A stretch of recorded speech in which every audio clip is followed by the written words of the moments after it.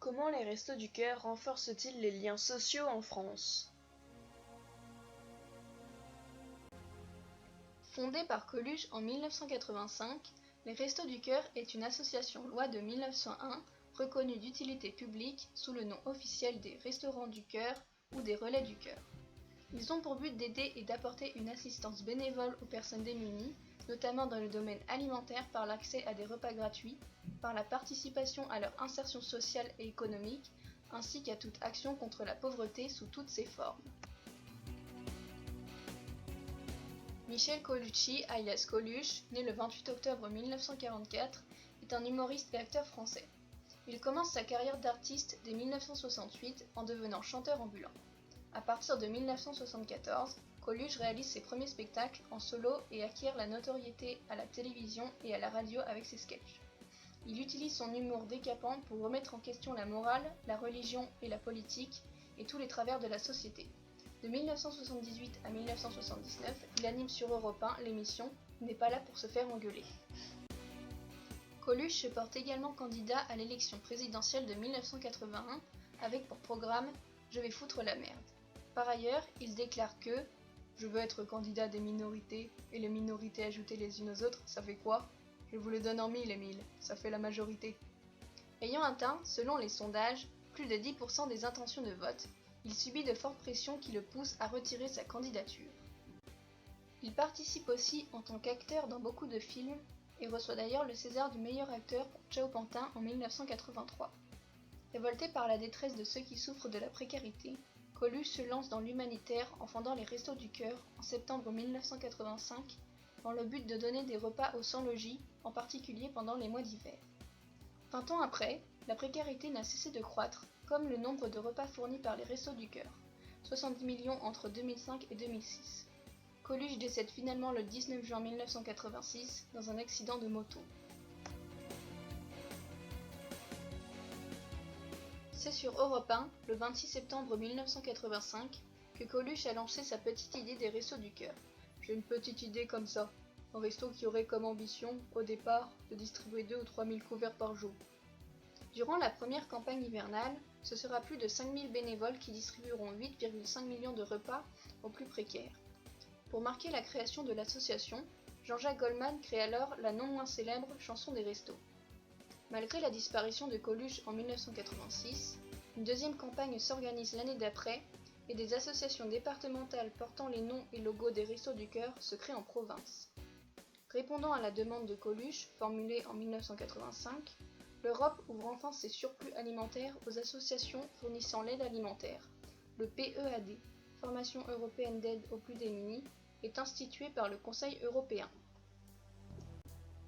Les restos décident ensuite de rester ouverts même après l'hiver pour apporter une aide et une écoute aux populations les plus fragiles. Les campagnes d'été sont nées.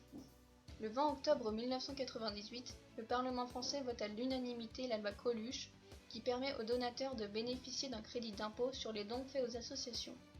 Aujourd'hui encore, 35 ans après sa création, l'œuvre de Coluche perdure et s'enrichit chaque année pour aider les plus démunis. Outre le fondateur originel des Restos du Cœur, de nombreux acteurs agissent au sein de l'association. En effet, grâce aux nombreux donateurs, mécènes, bénévoles, grandes figures et célébrités, les Restos du Cœur peuvent continuer à aider les plus démunis et renforcer les liens sociaux au sein du pays, sous la tutelle de Patrice Blanc, actuel président de l'association. Les Restos du Cœur permettent de renforcer les liens sociaux en France par divers actions solidaires, dont l'aide alimentaire, par la distribution de repas gratuits aux personnes en difficulté, les Restos Bébés du Cœur, qui sont des lieux d'accueil pour les bébés de la naissance jusqu'à 12 mois, et qui permettent de répondre aux difficultés des jeunes et futurs parents. Ce sont des lieux d'accueil, de partage et d'échange où les parents trouvent également une aide matérielle, avec des vêtements, des couches, des produits de périculture, d'hygiène, des jeux pour enfants et du prêt de matériel, mais aussi une écoute, avec des conseils en pédiatrie et en diététique, un espace de partage et d'échange avec d'autres parents et des bénévoles souvent expérimentés. Enfin, on y retrouve aussi un espace de prévention et d'orientation vers les structures intérieures et extérieures existantes, De plus, les Restos du Cœur offrent une aide au logement où l'on accueille pour quelques nuits des personnes en grande détresse. Elles leur délivrent un accompagnement social et éventuellement une aide médicale et psychologique, en leur offrant un accueil, un lit, un repas, la possibilité de se laver et de rencontrer un médecin, ainsi qu'un travailleur social pour une orientation vers des structures adaptées.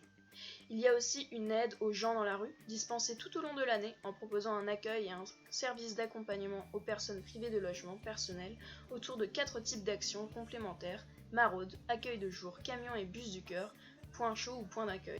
Les bénévoles des Restos du Cœur animent des activités et des lieux d'accueil, gèrent et organisent les prestations pour offrir aux plus démunis de quoi se nourrir, se laver ou encore de quoi résister au froid de l'hiver ou à la chaleur de l'été.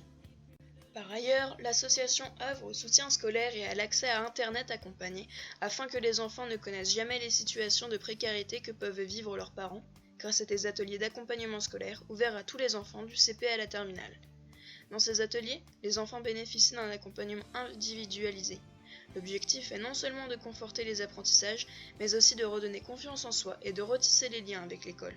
Ces ateliers se déroulent dans un contexte donc familial, favorisant les échanges et l'apprentissage de la civilité.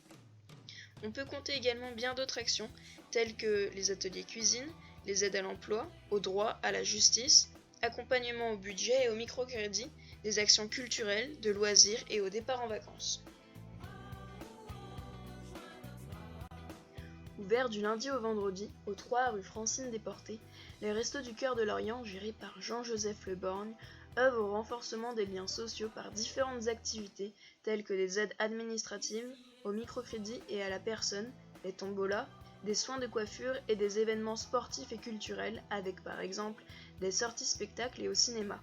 Outre les locaux du pays de Lorient, on retrouve plusieurs milliers d'antennes des Restos du Cœur partout en France.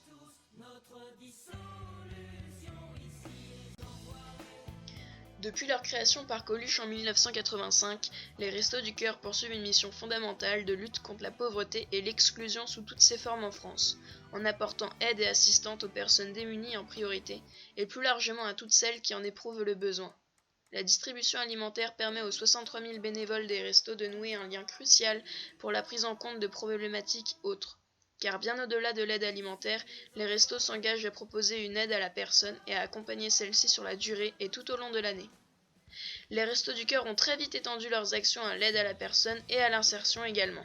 Car pour sortir de l'exclusion, un repas ne suffit pas. Il faut aussi résoudre d'autres difficultés pour espérer une insertion durable dans la société, comme par exemple trouver un emploi ou vivre sous un toit. Grâce à toutes ces actions, les Restos du Cœur parviennent à renforcer les liens sociaux en France en permettant aux plus démunis de trouver un soutien, tant moral que matériel. Elles travaillent donc à unir les citoyens ensemble, sans prendre en compte l'origine sociale des individus, et ainsi les rassembler autour d'une même cause, le bien-être d'autrui.